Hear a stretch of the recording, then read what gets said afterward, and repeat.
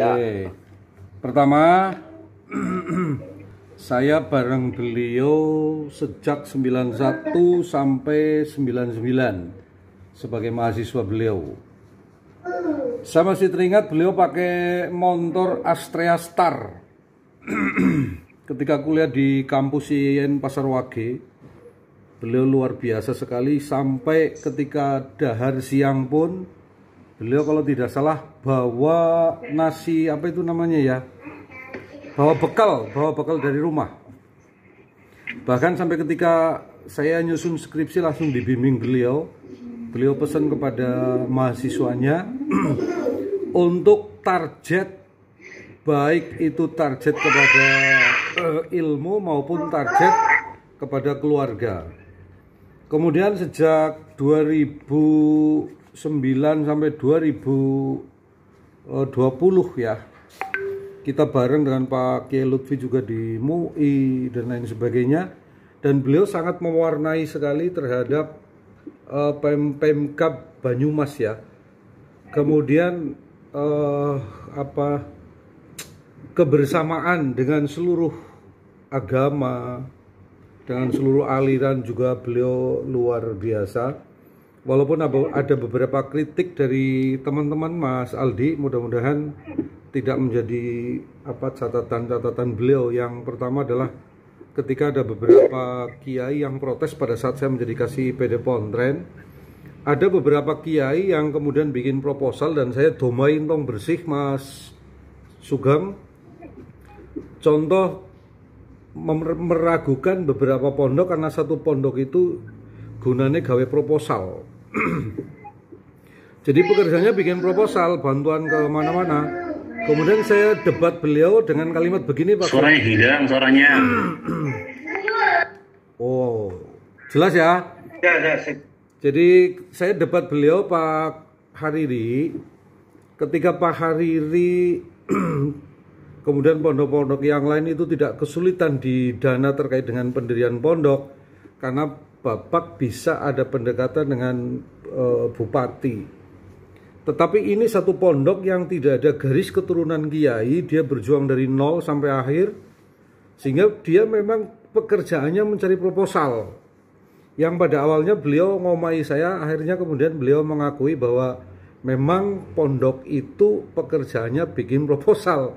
Karena tanah juga tidak punya, garis kiai juga tidak punya. Artinya beliau yang begitu tegasnya, begitu kerasnya, kemudian setelah kita terangkan alurnya, beliau memahami. Artinya biarlah pondok itu memang pegawainya bikin proposal, disetujui. Itu yang pertama. Yang kedua terkait dengan persepsinya Mas Sugeng tadi, bahwa persepsinya itu deduktif. Jadi yang melatar belakangi kenapa menulis Pak Hariri Sofa itu tidak berasal dari apa yang menarik dari fenomena beliau, bukan hanya sekedar beliau mertuanya, karena Pak Sugeng tadi menerangkan Banyumas, menerangkan tokoh-tokoh muslim, dia terlalu melebar. Jadi mungkin di latar belakang atau persepsi Mas Sugeng bisa langsung menukik yang sebagaimana diterangkan di Mas Sugeng di slide kedua, ketiga itu sudah bagus sekali. Bahwa intinya Pak Hariri Sofa adalah multi talenta di berbagai ilmu. Ketika saya cocokkan dengan tulisannya Aksin Wijaya terkait satu Islam ragam epistemologi, sebagaimana yang saya terangkan di presentasi saya, bahwa apa yang dituangkan oleh Mas Sugeng tadi itu sudah mencakup atau menggabungkan 3 epistemologi yang kemarin saya sampaikan. Di antaranya adalah Pak Hariri akan menggabungkan epistemologinya sekularis yang disampaikan oleh Nurholis Majid dan Mehdi Khoiri Yazdi. Kemudian beliau juga menggabungkan islamisasi pengetahuan yang disampaikan oleh Naqib Al-Atas, serta yang terakhir juga beliau menggabungkan pribumisasi Islam. Berangkat dari ketiga itu, Pak Hariri sangat luar biasa di dalam melahirkan epistemologi baru, sehingga 3 gabungan itu sangat mewarnai Kabupaten Banyumas. Oleh karena itu, di kesempatan terakhir mari kita bersama berdoa mudah-mudahan beliau juga hari ini melihat kita, hari ini bangga kepada kita murid-muridnya, Mudah-mudahan beliau selalu bahagia di pangkuan ilahi Robi. Al-Fatihah. Bismillahirrahmanirrahim. Sekian itu Mas Sugeng dari saya. Terima kasih. Assalamualaikum warahmatullahi wabarakatuh.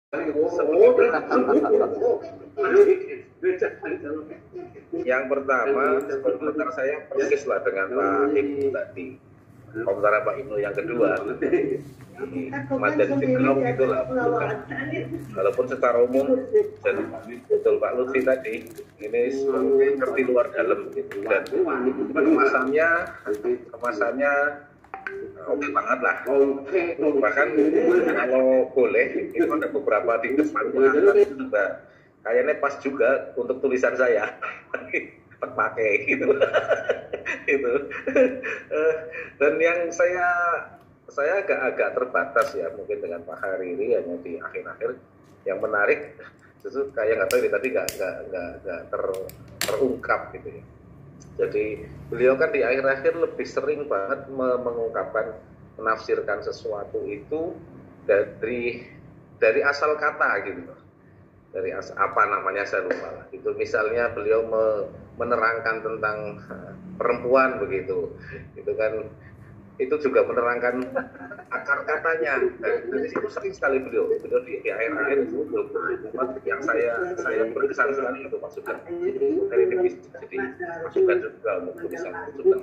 Dan mohon maaf Pak Lutfi, kayaknya kok nanti yang kedua pas dengan saya ya Madan nyambung lokal, karena saya lihat Pak Dudi ini Gus Dur gitu ya. Bok Madan Kadoan begitu. Kalau saya kan juga lokal juga. Jadi boleh itu saja lah. Oke, terima kasih. Silakan oleh Mas Dudi itu enggak apa-apa, enggak apa-apa. Silakan Mas Edi. Terima kasih Pak Dr. Lutfi ini. Tadi Mas mulai masih di perjalanan, ini sudah sampai rumah. Ini pamit dengan Pak Ibnu tadi.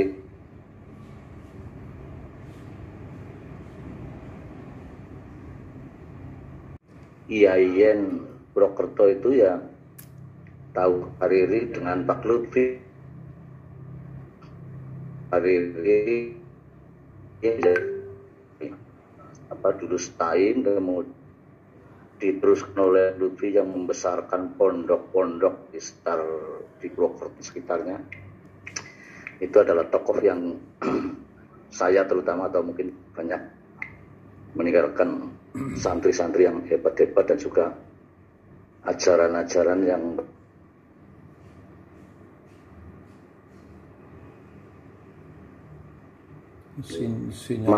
Mas Ardi, bahwa nasihat beliau adalah bagaimana keseimbangan antara pendidikan formal dan informal itu yang diajarkan oleh beliau kepada anak-anaknya, baik ideologis maupun biologis begitu.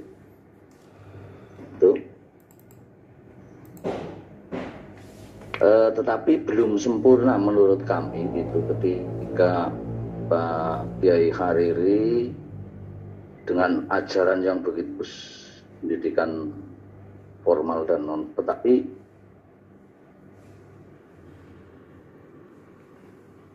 beliau kok tidak, ataupun putra putrinya tidak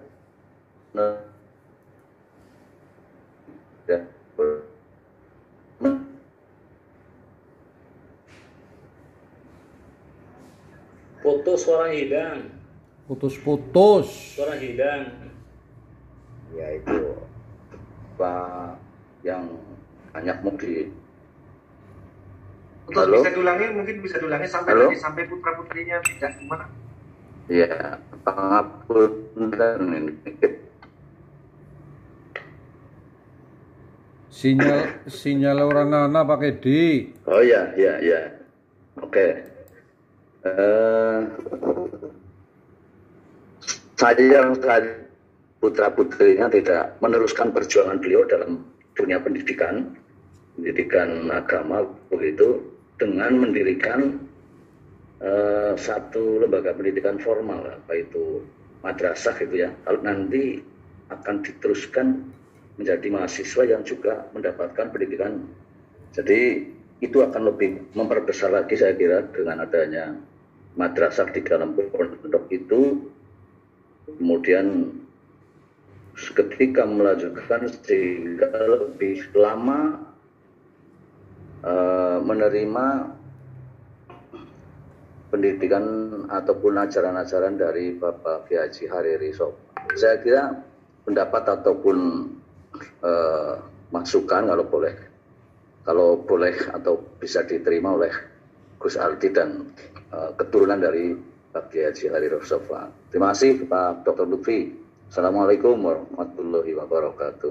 Waalaikumsalam Baik, ini satu lagi Mas Sugeng, ini Pak Kusnan. Monggo. Ya, halo. Ya, silakan Pak Kusnan. Oke, Assalamualaikum warahmatullahi wabarakatuh. Waalaikumsalam warahmatullahi wabarakatuh. Ini langsung saja yang pertama sekali pada Mas Sugeng ini, karena ini suara terputus-putus, saya yang pertama ini apa tidak salah tulis atau bagaimana ini? Panjenengan memasukkan bahwa praktikum mengajar pada ranah afektif gitu loh. Jadi ini memang benar begitu apa? Praktikum mengajar itu mestinya ranah psikomotorik gitu, masuk pada taholi, tahali, tajali gitu. Yang satu itu. Ini klarifikasi saja. Mungkin karena saya tadi suaranya tersendat-sendat gitu. Yang kedua, sejauh mana konsentrasi beliau Kiai Haji Hariri Sofa terhadap tadwin kitab, jadi artinya apa ya, pembukuan tulisan-tulisan. Sebab setahu kami ini seorang tokoh seperti apapun kalibernya, kalau tulisannya tidak banyak maka akan hilang di telan masa oleh generasi sesudahnya. Kita tahu Nurholis Majid itu begitu terkenal itu terus terang saja karena bukunya banyak gitu kan gitu. Dan mohon maaf ini dibanding dengan ada beberapa tokoh yang sekali berbeliau tetapi karena yang satunya bukunya kurang begitu banyak kan jadi masalah di kemudian hari. Dan ini Pak Hariri Sofa itu kan seorang yang ilmiah dan juga religiusnya, sejauh mana konsentrasi di bidang pentadwinan tadi gitu. Kemudian yang selanjutnya beliau sudah memasukkan pesantren yang berbasis skill ini sudah sampai seperti apa? Dulu kami pernah mendengar beliau itu memasukkan pesantren yang diimbangi dengan skill di dalamnya. Jadi salafiyah tetapi di dalamnya ada keterampilannya itu sejauh mana gitu. Sebab kemudian beliau terburu wafat gitu. Itu saja Mas. Ya. 3 saja.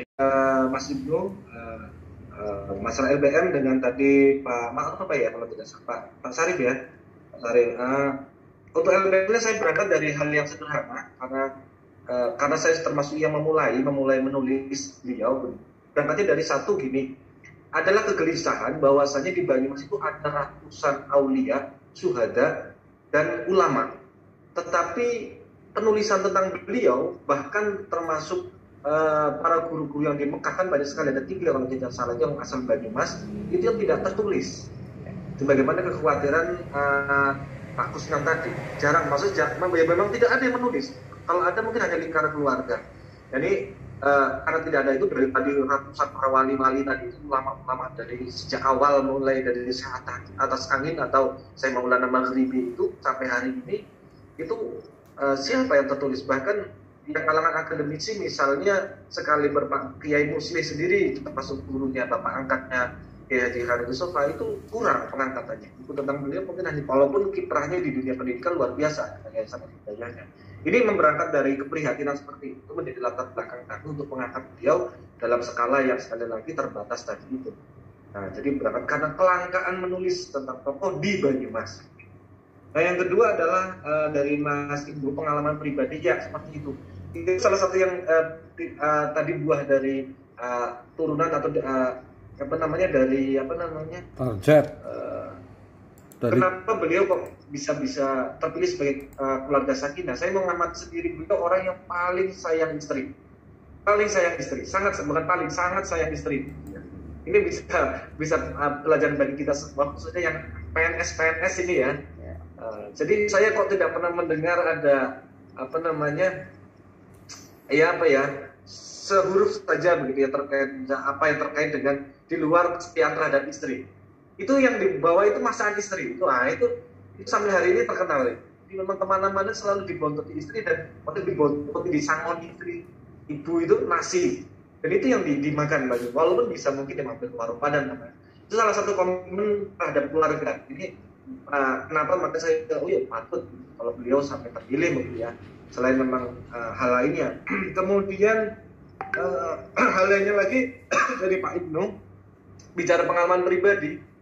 Ada pengalaman hal-hal lain yang mungkin yang kurang terungkap adalah pengalaman mistik ya, pengalaman spiritual.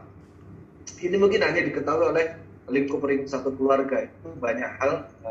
Tapi salah satunya yang saya ingin menceritakan karena beliau sudah wafat ya pas wafatannya. Yang pertama, hampir setiap orang yang kenal dengan beliau itu pasti merasa selalu diistimewakan, pasti. Pak, mungkin Nun Sewu yang pernah kenal Pak Ibnu lah, saya yakin ketika kenal pasti merasa paling diistimewakan di antara teman-temannya. Mungkin Pak Kiai Lutfi, kemudian teman-teman yang lain sempat mungkin bermuamalah, pasti merasa paling diistimewakan. Itu juga bahkan termasuk saya sendiri gitu yang paling dapat ya. Nah itu di antara anak mantu-mantu itu ya, yang lainnya nggak ngerokok saya ngerokok, yang lainnya orangnya mantu paling jeman. Yang lainnya siang melek, malam tidur, saya okturnal. Nah itu kan lain gitu. Itu saya aja merasa paling diperhatikan. Nah itu pengalaman pribadi itu bahkan setelah meninggal beliau banyak alumni, kolega itu telepon ke rumah, mimpi, temuin. Ziarah yang dia tidak ziarah ke makam, ketika ke makam di suasana di makam bertemu dengan wali-wali dari Wonosobo sedang di situ, dari para alumni begitu, yang alumni yang gablek-gablek udah dikatakan di mana dilihat suruh ngaji, suruh pulang, suruh ziarah. Jadi banyak pengalaman yang saya kira itu perlu ditulis, tapi mungkin pendekatan bukan penulisan ilmiah di jurnal ya, sebenarnya maksud saya. Tapi ada pengalaman pribadi begitu.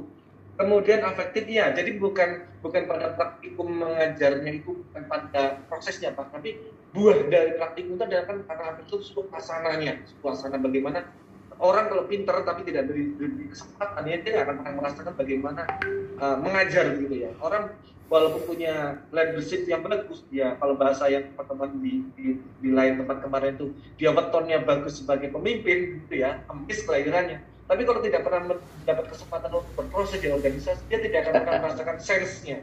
Nah ini suasana itu yang ingin dimunculkan dalam model pendidikan yang beliau tawarkan. Maksud saya di situ afektif. Kemudian tadwinul kitab, ya, itu tadi sudah saya sebutkan sebetulnya banyak sekali turas-turas. Saya sendiri ada itu sekumpulan banyak. Kemudian tapi yang paling master yang sekarang dalam proses kodifikasi adalah kitab Al-Burhan. Kitab Al-Burhan selain itu tadi disebutkan